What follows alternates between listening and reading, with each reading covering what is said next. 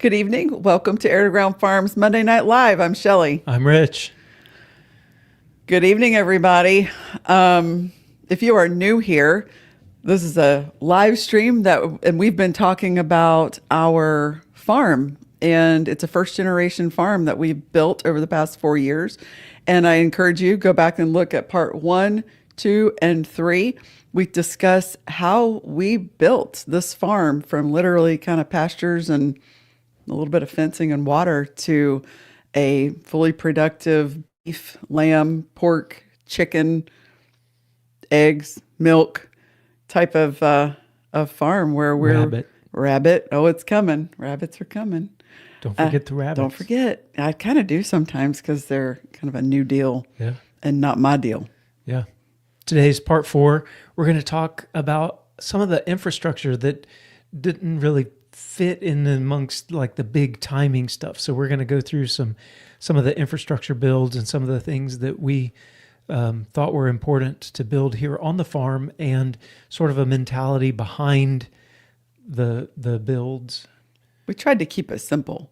You know, we didn't want big, huge Mongo barns and structures and things like that, but we wanted to have areas to contain animals when needed. Talk about a farm update first, though. Oh, I was just expounding a little bit on what you were saying. I did put up a couple of pictures that would sort of continue the conversation from last week. But let's talk about the farm update first. Oh, even before last week? Yeah. Okay. I like your idea. All right. Well, I'm going to throw a picture up for y'all. All right. That is our pasture. Those are not our cows. No. So the other day, I don't remember what day, they all run together. I walked outside and I went, oh, I hear cow. And I looked around and I saw cows. And I'm like, oh my gosh, our cows have gone like from, I don't know, 3 pastures over, and they're kind of in our backyard. What's going on? And that's literally like right outside our porch back door. I'm like, oh no. And then I looked and I'm like, we don't have a white cow, and we don't have a white-faced cow anymore. Those aren't our cows at all. Yeah. And so I took a picture and called my neighbor. I'm like, these belong to you? And she was like, look, yep, that's our whole herd, except for their bull. Well, we wanted to make sure who they belonged to. We thought that they were our just next door neighbors, but we weren't sure. And the last thing I wanted to do was run somebody else's cows onto our neighbor's onto the wrong property. Yeah. Because as they weren't mixed in with any other cows. They had come over on our side. So what we figured out was we have a wet weather creek. And in the Ozarks, they're very common because during rainy seasons and winter, when there's a lot of water runoff, the creeks that run through a lot of people's properties will be plenty full of water, and it gets clear and runs beautifully, but it's for wet weather. And as we've said, it's been dry. So it's just a rocky creek bottom right now. Well, in between our properties, there is what you call a water gap fence, I guess. And it's a cable that runs from one side of the creek to the other and will hang like 10 panels, pieces of tin over it. And the water, it can flap and the water goes underneath it. But the cows, it serves as a fence for the cows. They're not going to go through that. That's all like clanky and noisy, and it keeps the cows on their side. Well, in one of the many floods, I think it was the last big flood that we had, it was torn down and never put back up. We weren't super concerned about it because we don't allow our cows to have access to that creek. We have either hot wire or barbed wire fence is in between them and that creek at all times. And our cows have not gotten in the creek. But they had given their cows access to a whole bunch of their property and just opened it up because there wasn't a lot of grass. Just y'all go find grass wherever you can. And they did. They came over to our property and found plenty of grass to eat. They sort of took the opposite approach that we did. We put our cows in a smaller area, held them and fed them hay, and waited for rain and the grass to start growing again. They took the opposite approach. They just opened things up and said, hey, y'all have access to everything. And I mean, it's just two different ways of dealing with the same the problem. situation. Yeah. And it's just that they had access to that creek and decided that maybe there was grass somewhere on the other down So that they creek. went over the creek, through the woods, and we traced their footsteps. There's some trees down. They'd go up the bank and come down the bank around the tree and made their way. And by the time, yes, they were eating our grass, but they had just, I think it had just happened. Yeah. And then they were quite just lost. And really what they wanted was back over onto their side because their bull was standing on the other side of the fence where they were calling for them He was to yelling. come back. But they were so turned around at that point that we got them back over and got the fence all sorted, and we hung the water gap back up. And it's not going to last through a major flood, but It never will. There's nothing it never we can will. do. No, that's true. Yeah. Yeah. So that was one fun adventure this week. Yeah. A couple of weeks ago, we told you that Michaela was getting ready to go to Europe to hang out with our two daughters that are over there. And one of the things that they were going to do while they're hanging out with Hannah and Matthew was they were going to go to Oktoberfest in Germany. So this is just a little happy snap of Michaela in her lederhosen enjoying the festival of Oktoberfest. They got to see so many cool things. She went and saw castles, and they went and walked through forests. It's in the Bavaria area, I guess. Bavaria. But whatever, of Germany and Bavaria. Yeah. And so she just got to experience a lot of really cool things over the course of that trip. Yeah. They're back in England now. She's still got a weekend change to stay over there and hang out and enjoy Europe a little bit more. I heard she thought German beer was okay. Oh, yeah? It seemed so. Well, was on an age over there, and she had her, a little tries that, thought that was cool. Yeah. So we are getting ready to process our last meat chickens that are on the farm. These are for us. If you saw our chicken video, you saw us consolidate the remaining birds. There were 22 remaining, and they are consolidated in a tractor, and it is time to process them. We were getting everything ready to process them tomorrow, but we just got a call this afternoon that our beef is ready to pick up at the processor. And that's more important. And we're currently out of all steaks and a lot of other cuts in the store, and we're down to the last... We're looking at the bottom of the freezer. Yeah, we're down to the last 50 pounds of ground, which is almost emergency fuel for us as far as ground beef goes.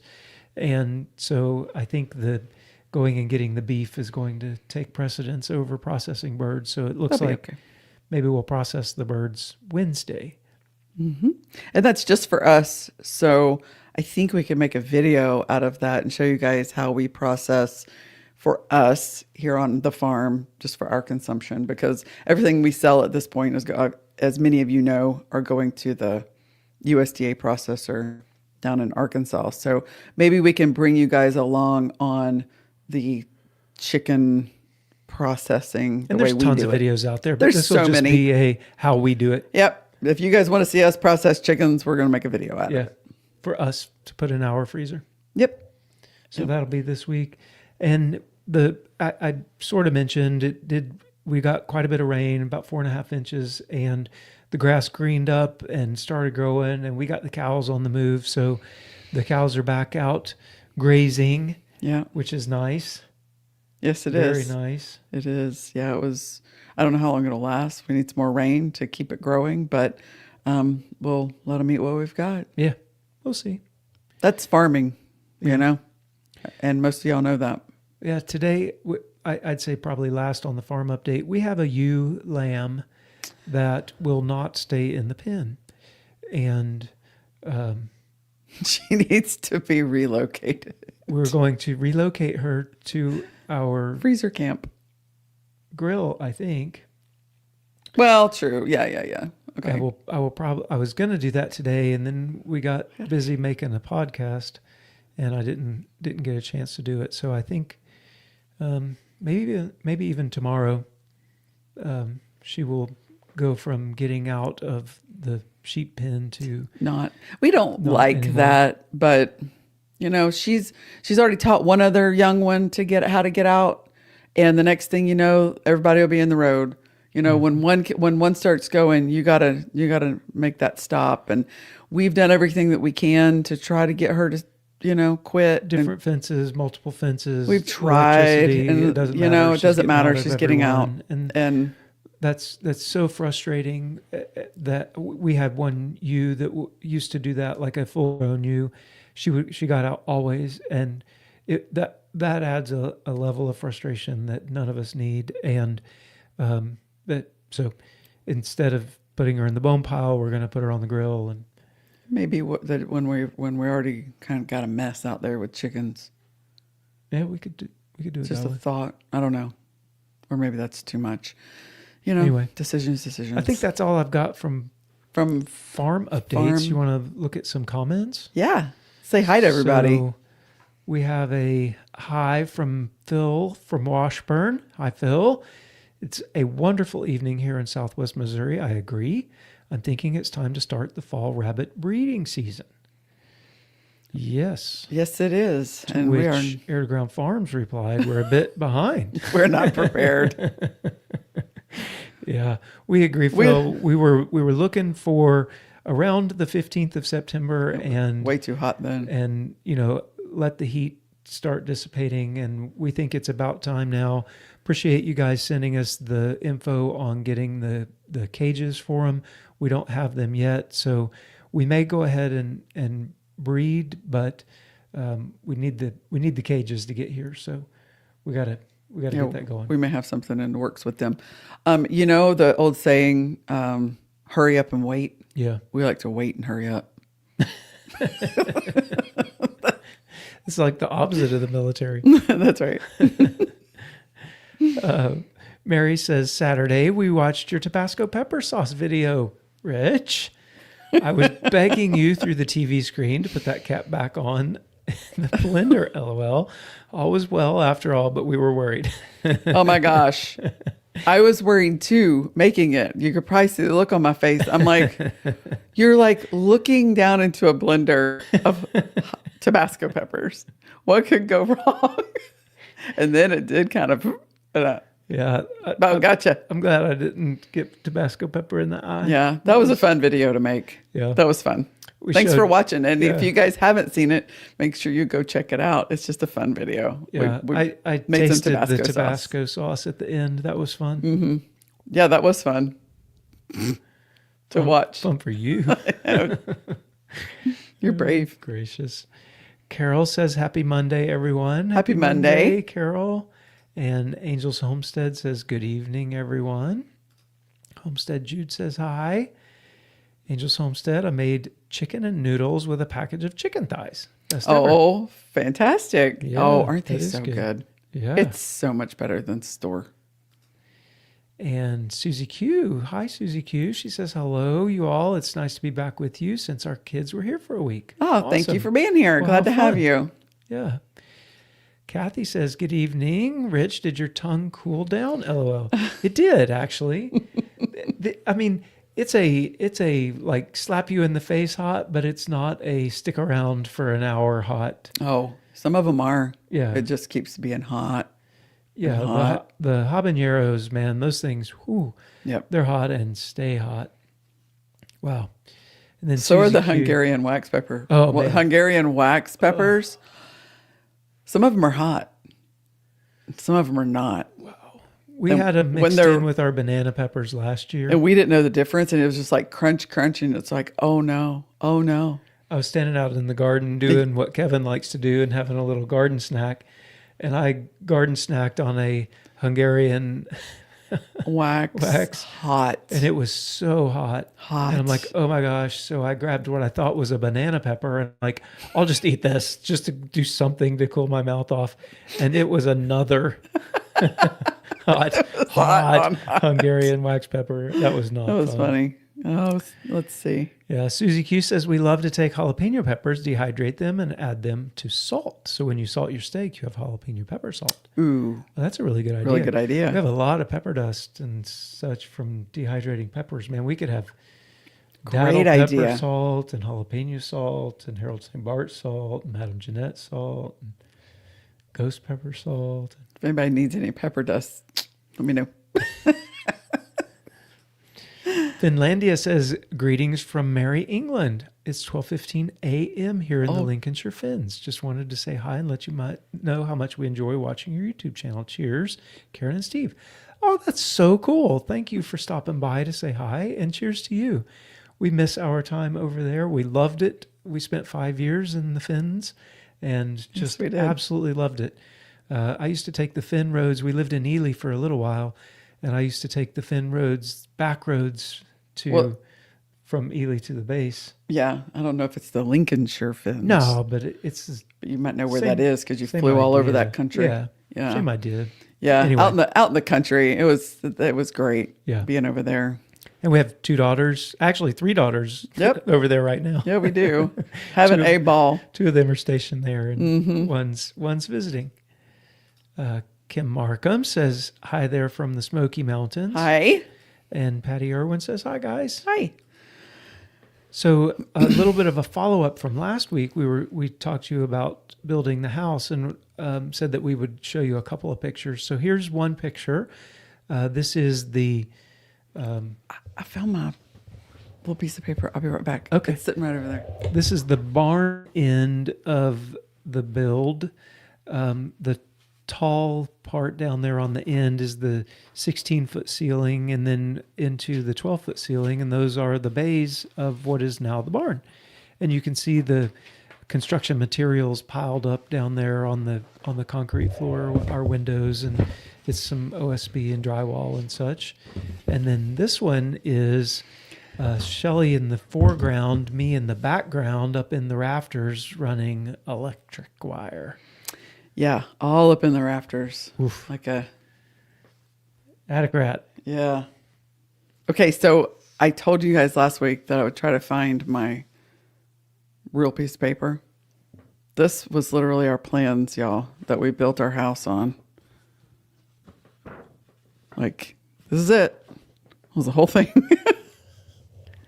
Some pretty good plans. Well, we're sitting in it, I know. right? Turned out all right. Yeah. We should frame this and put it somewhere. Yeah, we should. No, serious, for the kids, Yeah. you know? That's true. And then all of our little scribble scratch. Oh, this one was fun.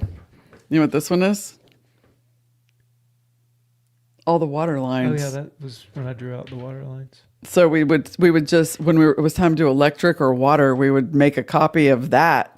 And then we just do red, hot, blue, cold, and just, that's where we wanted the water lines to go. Yeah, we did PEX. I did a PEX manifold and a hot water and cold water PEX manifold and ran everything. It's worked great. Yeah. Anyway, Yeah. that's cool. Yeah. All right. I think that is it from last week. Okay. Cool. So we wanted to wait. We got a couple of more Oh, highs. comments. So we got Homestead Jude. Happy to hear you got rain. The summer's been dry for sure. Yeah. Yes. Don Melton said, would love a video of how y'all do your chickens. Okay. Okay, there we go. Done. We'll shoot it Wednesday and put it up Saturday. Yep. Amy Livingston said, yes, you should frame the plans. I think so too. Carol says, talking about chickens, I visited my local farm last week and watched them process 100 meat birds. Then they processed a dozen laying hens that were ready for the stew pot. 5 still had eggs inside. Yeah. Yes. We've done that. The laying hens. Yeah. Yeah. I don't love that. No, I don't love that as much either, because I'm typically the one doing the evisceration, and you reach in and they hadn't laid their egg, so there's an egg there, and then there's all these yolks, and it just gets a little messier than It's a little messier than what just doing normal regular messy. chicken. Yeah, than your normal messy. That's so awesome, Carol. Though That's you got to great. go hang out and watch them process the birds. That's really Did you cool. help? Were you able to get your hands in there, or did you just observe? Did you like any of them? Like, well, I mean, some people do. I don't know. Anna says hello from Lakeland. I Hey, too Anna. was worried about the cap. Everyone was worried about your Except technique. me. I wasn't worried at all. Yeah, but well, you know, I should have been. you know. And Angel's Homestead said, I thought I was the only one planning my house that way. No. No, nope. Just a piece of paper and a pencil and a ruler. So our farm infrastructure, one of the things that we really wanted as we were thinking about how to put things together, we really wanted things to be mobile. So Shelley mentioned, you know, obviously cost and stuff is definitely a factor. But we really wanted things to be able to move around. We didn't want really anything that was just permanent. Like Right. the house is permanent. The well is permanent. You know, like we do have a couple of things that are like actually The permanent. frost-free waterers are permanent. Yeah, because they're like on concrete pads and, you know, 12-inch pieces of PVC. Right. There are some things that are permanent. But we wanted to be able to move the animals, like move everybody around. And Yeah. we ended up with a dairy barn that is, I would say, semi-permanent. We've got some 4x4 sunk into the ground that makes it definitely more permanent. And we just sort of moved the dairy cows around the dairy barn. But that's probably the most permanent thing we've got. The other things, the things that we want to talk about today, are definitely not permanent. So I would say that was one thing that we really had in mind. Mm-hmm. So one of the first things that we built, actually, it was in August, and it was hot as all get out. And we were sick. I think we had that thing that was going around back in 2022. 21. August of 21. That's what it was. Yeah. That thing. We felt like yuck, and it was hot, but we built a training pen for any of the animals that come onto the farm, really, at that time. And we made it out of cattle panels, welded wire cattle panel, and T-posts and the clips that go with them. Pretty simple structure. So this is Michaela. We showed you last week her bottle feeding the calves, but this is just a different angle, and you can see the cattle panel, welded wire cattle panel behind her, and the T-posts holding it up.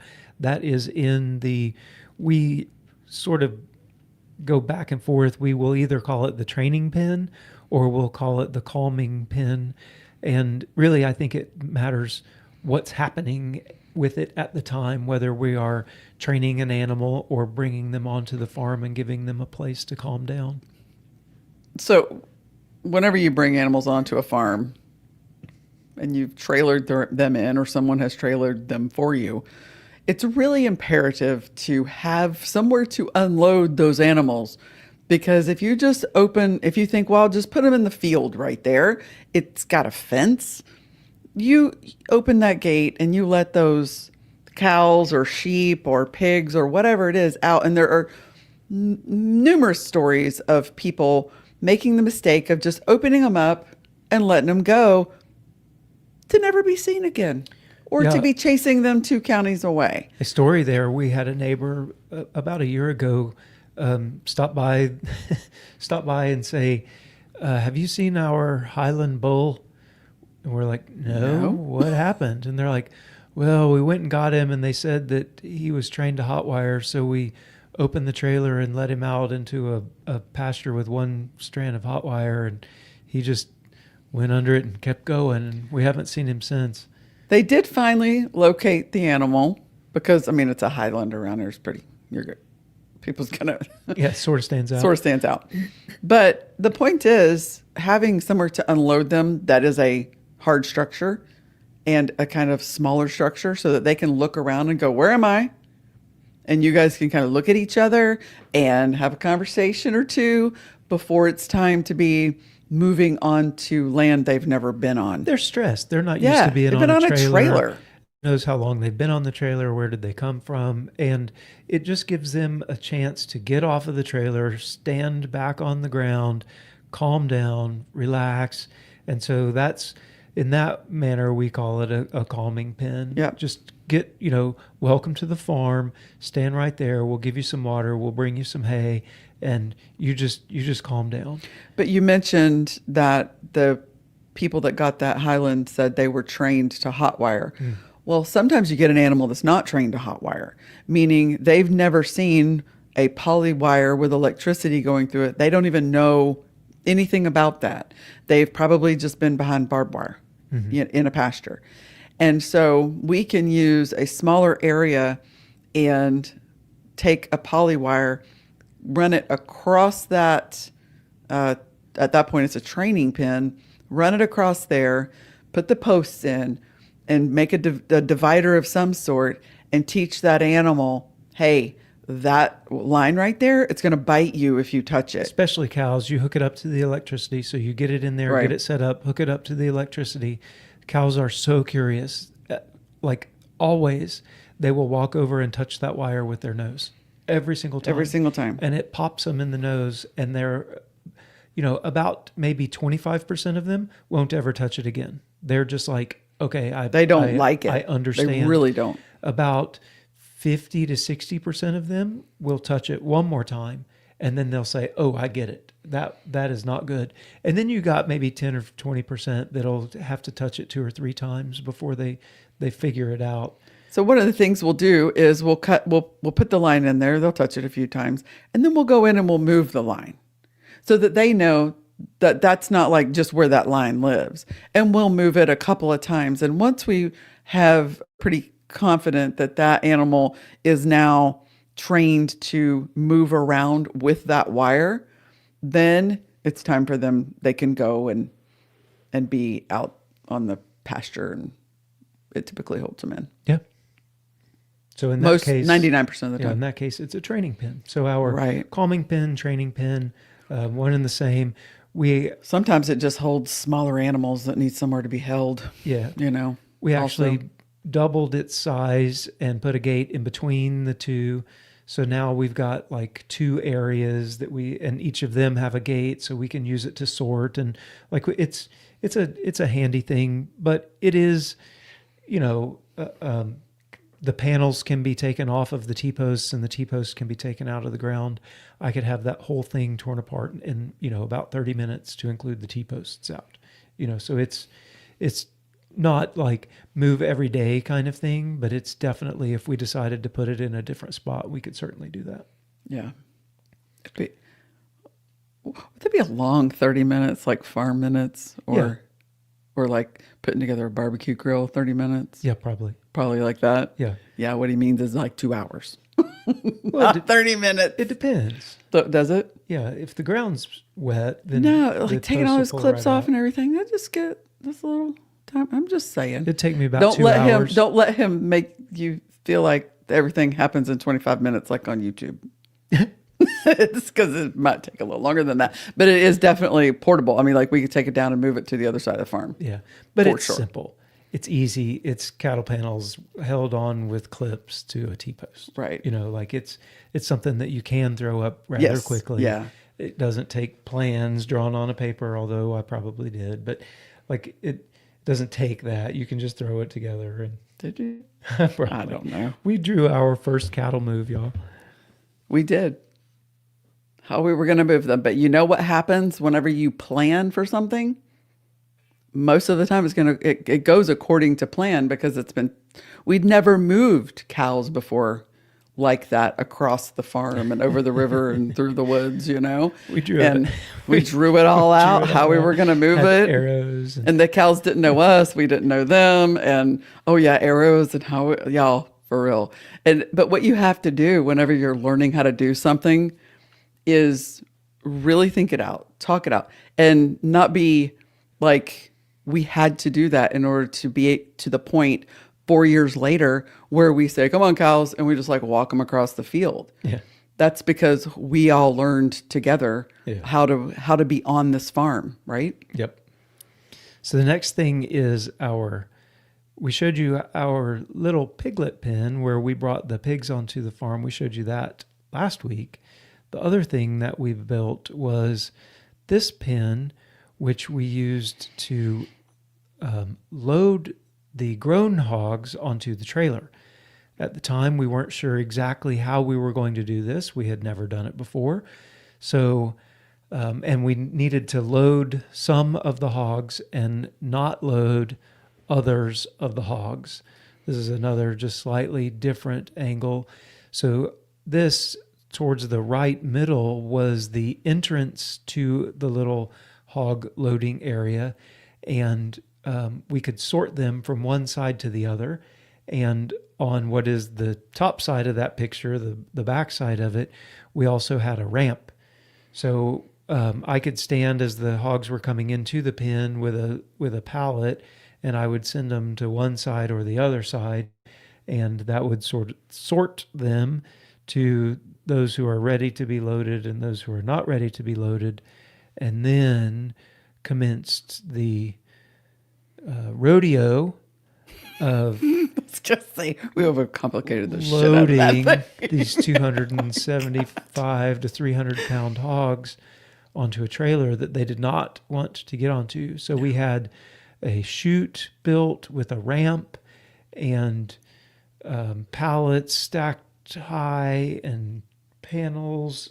I think we had hog panels too high. I mean, like it was this And that Joker was so portable, it doesn't even exist anymore. It doesn't even exist anymore. Lessons in what not to do. Well, It worked. it worked. We weren't sure, But it wasn't right? Like we didn't know necessary. what to do. No. So what we have learned since then is we take the trailer down. If it's the first time they've ever seen the trailer, we will take the trailer down about 5 days prior to needing them loaded on the trailer, and we start feeding them on the trailer. We don't use a ramp anymore. They Climb jump, in. they climb, they figure out how to get to the food. Mm-hmm. And the whole idea of we were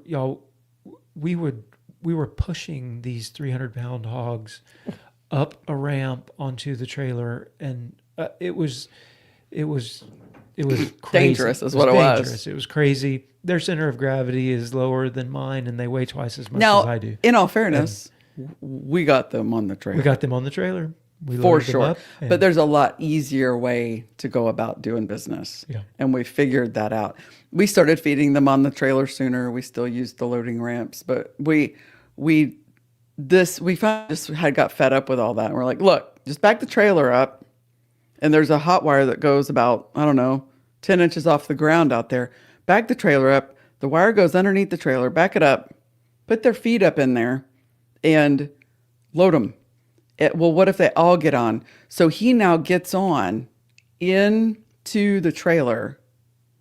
We should make a video about that too. it'll have to be spring. And it'll be a while. But he goes into the trailer with them, with like 10 or 12 of them in there, of these massive beasts. But what he'll do is sort them off. He'll use the pig boards and get one that he doesn't want on there, and somebody will open the door and he'll shoot that one out, and then do the next one, shoot that one out until he's decided which ones he wants to keep that are going to the processor. It's easier to sort an animal out of a situation than it is to put them into a situation they don't want to be in. So if all of them go on, great. Lock them in. You go in there, start sorting them out. And he gets his feet stepped on and stuff, but it's far easier. So much easier. It's so much easier. We can literally load pigs in 15 minutes now. That's actual 15 minutes. Like really 15 minutes. Go down there, throw the food in there. They all hop on, start eating, close the door, jump in there, sort out the few you don't want on there. Off you go. Yeah. And like, it's not even a thing anymore. And before it was like, oh my God. Oh, the drama. So if you decide to get pigs, even if you only want to raise 2 of them, one for you and one for your another family member or something, or sell it as a whole, back your whatever you're going to haul them off on, back that thing up to where they are and start feeding them on it. Self-loading pigs is the secret. Feed them on that thing. When it's time, feed them. They walk right on, close the door. Too easy. Way easier.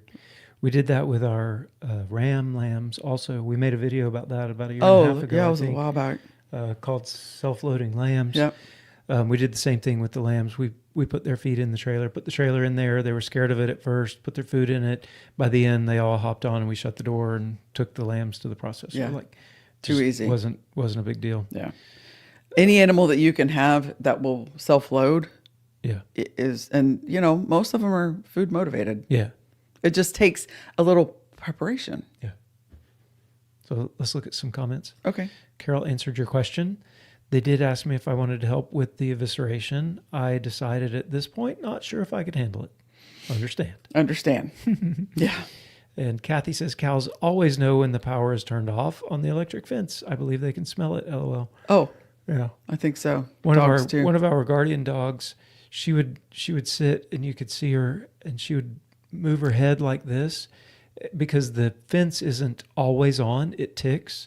It's like pulse, pulse, pulse.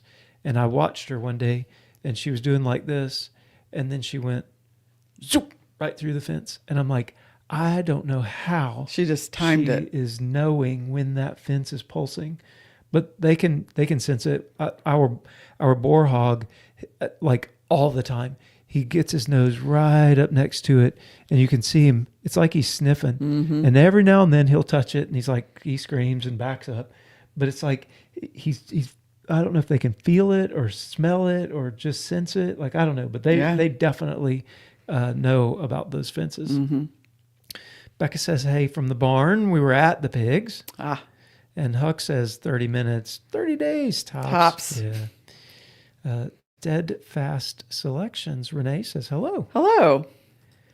Homestead Jude says Pete from Just a Few Acres in New York recommends make everything temporary, at least in the beginning, because you're almost always going to change your mind. Agree. We were just talking about Totally that agree. today because we have a fence line that we typically put up for our dairy cows or sheep or something. And it's always running along our driveway.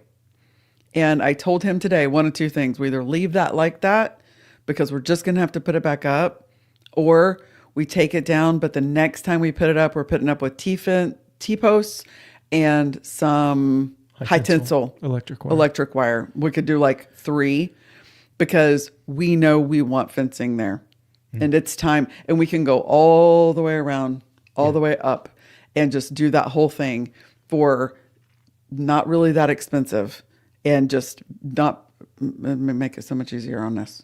Yeah. Oh, and then coming right out of our cow pens that you're going to show here in a minute, we could do one right there that we keep having to build fence for too. Yeah. So what you're saying, absolutely. Exactly. Great. And we watch Pete all the time. We love him. And we're watching Pete change his barbed wire fence to high tensile or high tensile to barbed wire. I mean, like we totally agree. Yeah. We've learned so much from work with your land and see what you typically do, and you will figure out what you need. Yeah.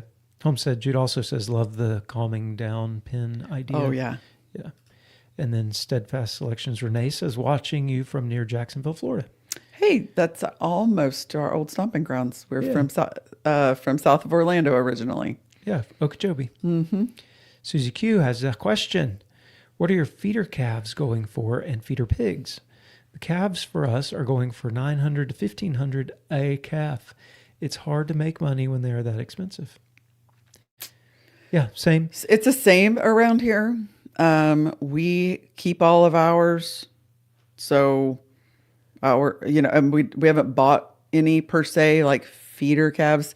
We bought one from Kevin and Sarah, maybe almost a year ago. It was maybe. Yeah. I don't remember what. That was just. I was on crutches. We I just don't did remember. market price. It was about a year ago. It was market price, and it was a good price then too. But we keep all of our calves, and we haven't sold any. No, but like Rebecca had looked at getting a feeder, like a bottle baby or something, and right now the last bottle baby advertisement I saw was a 3-day-old calf for $1,200. Yeah, and it is hard to make money like that. Well, a steer that's fat and ready to go to the processor, you're looking at a good price. you're looking at $3 a pound live weight. Yeah. So your 1,500 pound steer It's ready running for processing is $4,500. $4,500 for a ready to be processed animal. That doesn't count any processing. Yeah. Now pigs are a little bit different. Our feeders we're selling for somewhere $150 each. You can find them, like if somebody's really wanting to get rid of them, maybe $50. Yeah. Ours are pure Berkshire, so they're a little bit more. Yeah.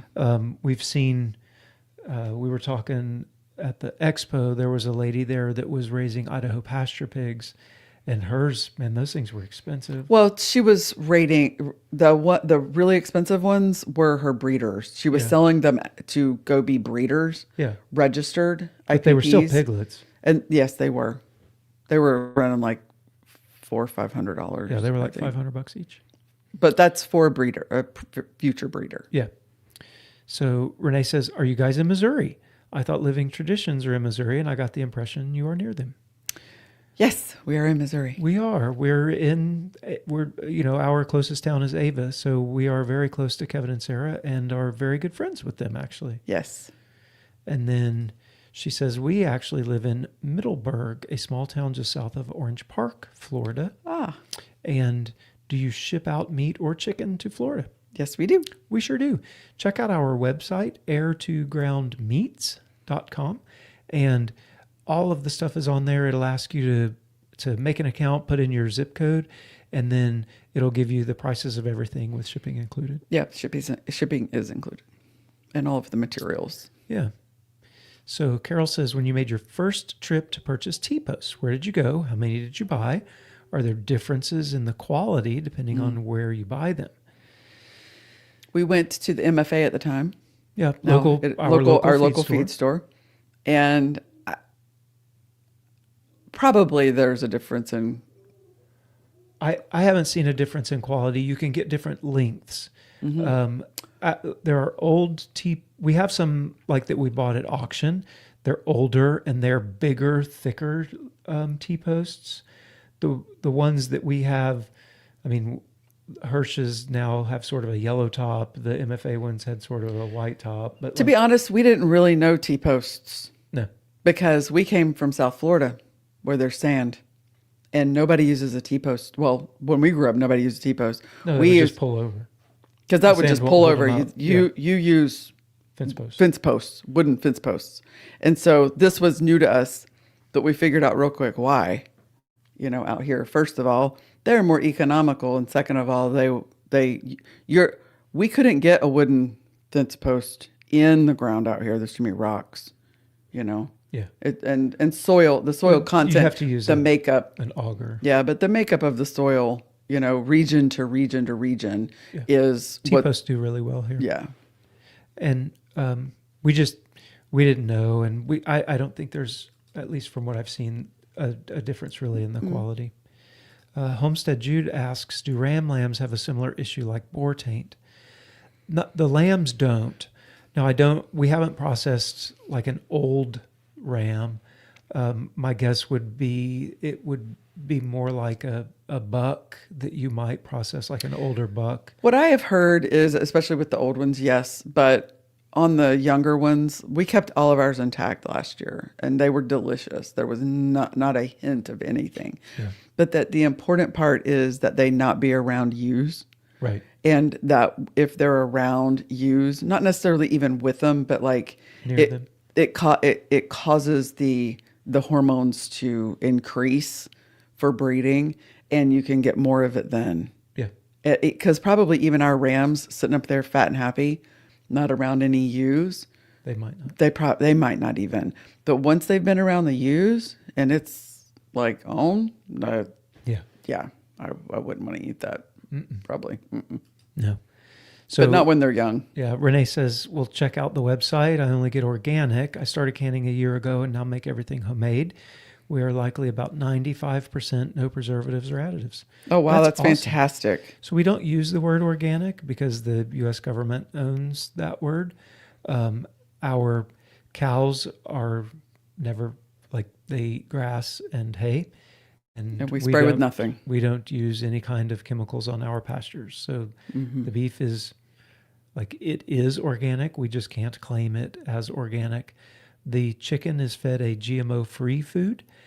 The feed mill where we get our chicken, he says the same thing. The pastures that he gets his seeds from that make up the feed, he's like, most of them are organic, but I don't want to pay for the government for the organic label. So he is a GMO-free feed mill. So there's no certifications on any A lot of people our meat. just don't want to do it. Yeah, the things that eat feed eat a GMO-free food, and the cows don't eat anything. Our lambs this year are grass only also. Yeah. So that's that. All right.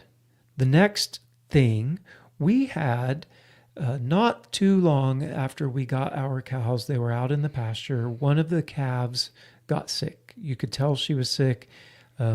Just from looking at her, it was like She was slow. She was a little lethargic. probably pneumonia or something, like you could just tell that she was sick. It happens. And I said to Shell, they're in a fairly small area. I'll just go catch her, and you can give her a shot and do all of the things that you need to do to doctor up a cow, right? Because she was like barely walking and couldn't keep up with the herd and very lethargic. So I went out to catch her, and that was not a thing. Nope. She was not to be caught. She was not to be caught. She was, probably a 300 pound calf maybe. Mm-hmm. And there was no way that I was catching her. We tried and tried. I went and bought a lasso. That didn't work. There was nothing that I could do to catch this calf.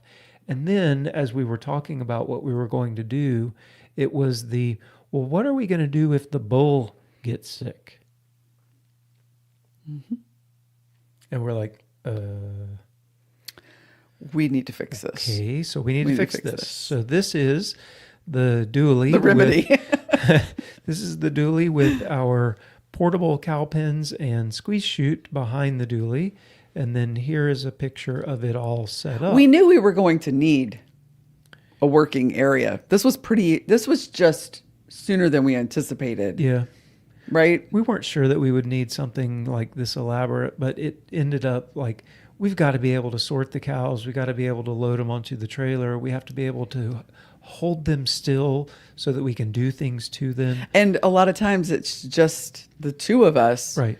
And we don't want to get hurt. We don't want to get hurt by yes, it did happen, but it wasn't because of the animals. Right. Right. And so the point being, we needed a facility that two people could be around the cows, or it turned into, we put sheep in there too, and be able to handle them with ease, with calmness, not running the cows all over the place. They know how to go through there, and we can take care of everybody with, a little Temple Grandin, if you don't know who she is, style. She's just a very knowledgeable, animal handling master. Yeah, she's very good at it. Yeah. And we set this up. There's a bud box, and then a sorting pen, and then a sweep, and an alley, and then the squeeze chute. All of the panels are held together with pins, so you can pull the pins out, pull the panels apart, and then the squeeze chute itself, we use the tractor to pick up, and it can move all around. So technically, it is portable. It is movable if we needed to move it for a semi-permanent situation to another part of the farm. But again, we thought through where to put it. It's in a central location, coming down an alley, or a lane, I guess it would be, coming down a lane. We situated it such that it's in a perfect position that we haven't even thought once that we needed to move that. No. It is really right. So it's movable. It is not like the portable cow pens you see that roll up on a trailer and sort of unfold into cow pens. No. It's not that. But there are no posts in the ground. Right. It is movable. Yes. Definitely movable. And a true game changer, lifesaver. Like I can't imagine having a herd of cattle and not having them. Now, our dairy cows we're able to do with, because they're dairy cows, we can do with them without like the pins, right? Well, but they're trained. they inherently have one. Yeah, they're trained. They put their head in the stanchion. Like they, Right. you know, when we needed to draw their blood or something, like they're standing there with their head locked in anyway. Eating food. So like, Right. you know, they're a different story, but I would definitely have some facilities to work large animals, especially. It's helpful for the sheep, but not necessary. The cows, I'm saying, you know, borderline necessary. Yeah. For that. And you know what else it does is it makes it enjoyable. Yeah. We're not stressed. No. We like to be around the cows probably more than any of the other livestock that we have, and to be able to go and work them and nobody hollering and cussing or whatever the things are that can happen in working cows. We just walk them through there, do the thing. Typically don't even say words. Typically we don't even say words. And that type of environment for the animals, like they're just as calm and yeah, they don't stress out when they they don't go into stress. the pens. Nope. Yeah. The people Now, aren't stressed. If you separate them out, like if we're Okay, loading well, one or something and it gets separated from the herd, then they do get a little stressed. Yeah, they get a But little that's stressed. just typical. Yeah. So the last thing we wanted to chat about was our chickshaws. The chickshaw. So that is a mobile chicken coop. And it will house, well, as many as they want to fit in it at this point. Technically, I think 35 Yep. chickens can live in there. The front of it, you can probably tell, is a hinged door, and it doubles as a ramp.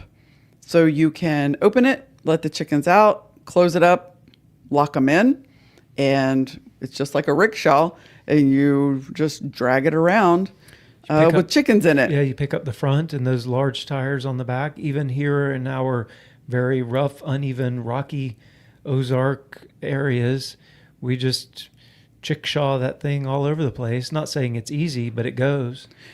Yeah. It's heavy with a bunch of chickens it's heavy. in it, though. Oh, yes.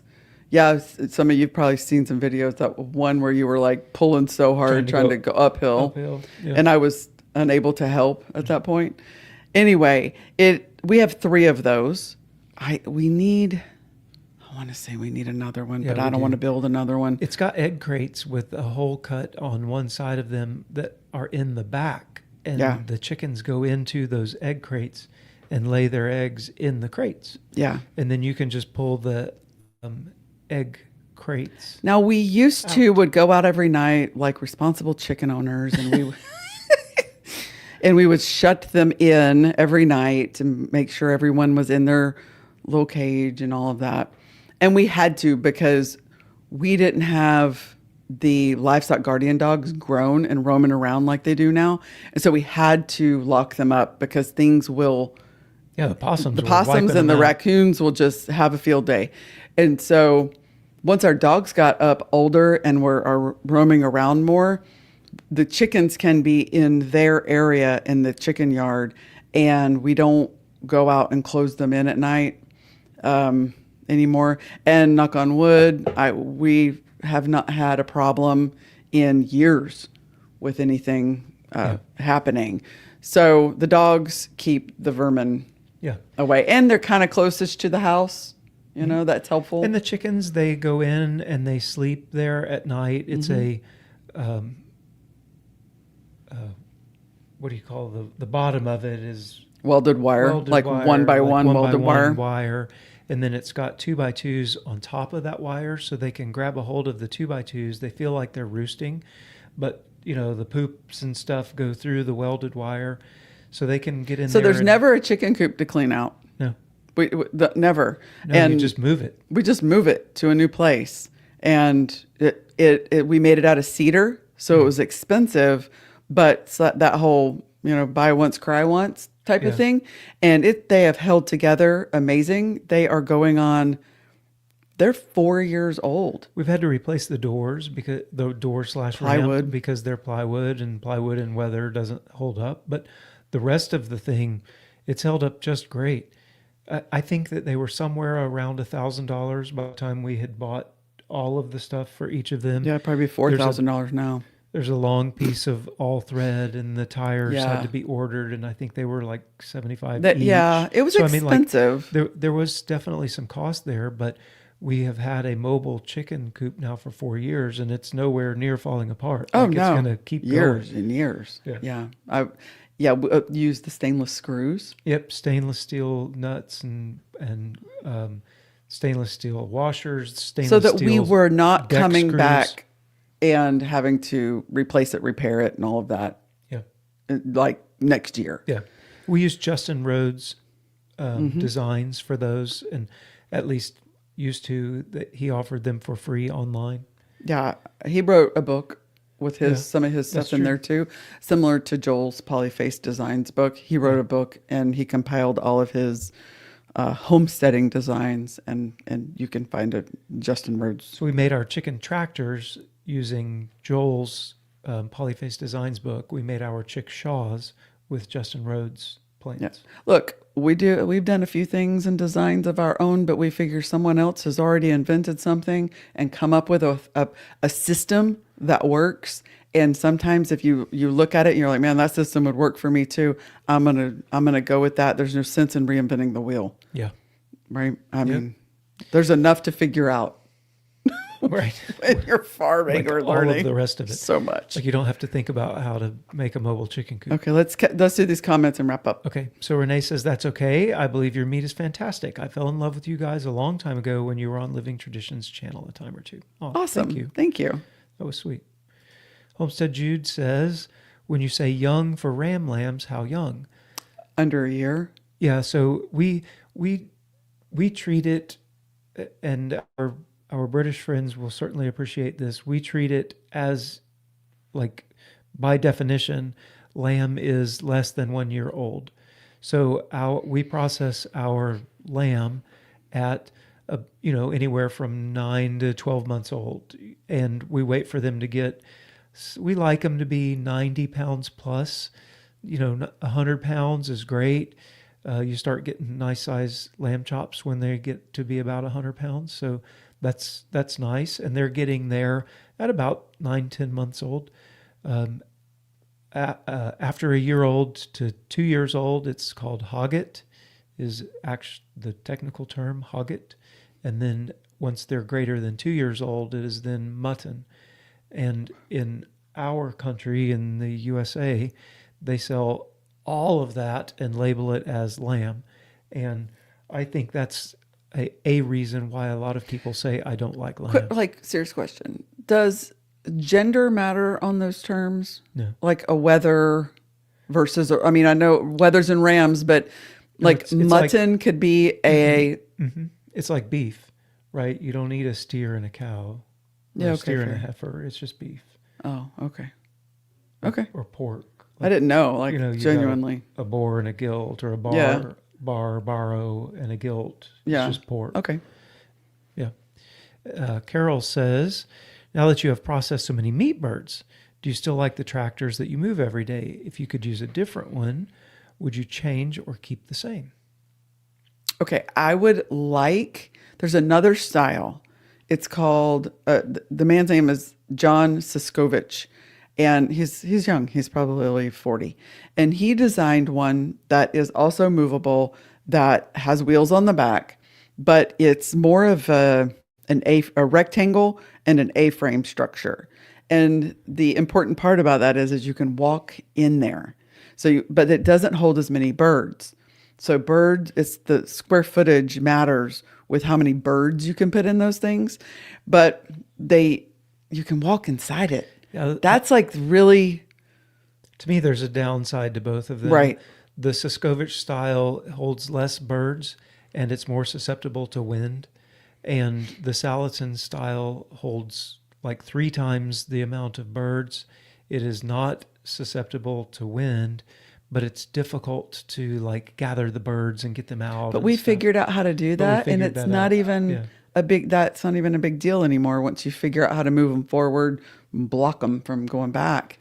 Yes, I'm happy with what we have. If we were doing a whole lot more birds, a whole lot more, they make big, big tractors, Schooners, like they call them a schooner. and those, like you pull them forward with your tractor. So if we were doing, like we did about 1,500 birds this year, if we were doing more like the 10,000 bird mark, I'd have bigger ones. I would want a schooner, but we would need a way more developed market in order to make that decision. And more space, because True.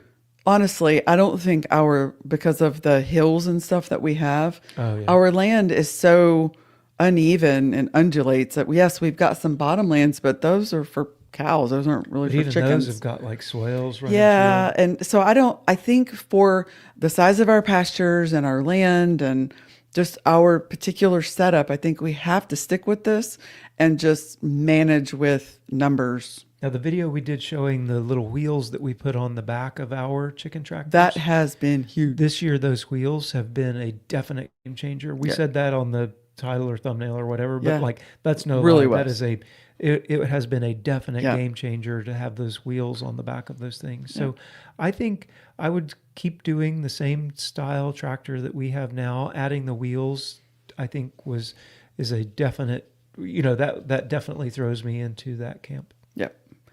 Okay, well, this was fun. Yeah. I think that covers like some of that infrastructure. Yeah, sure and does. we'll figure out something to talk about again next Monday. Yeah. Okay. I don't know what it's going to be yet, but Okay. it'd probably be stuff about farming. Anyway, You're so funny. well, thank you guys so much for hanging out with us again on this It's Monday been another night. fun one. It has been. We love your engagement and we love your questions. We hope to see you guys again next week. Have a beautiful week. Yeah, have a good week, you all. Until next time, bye, y'all. Bye.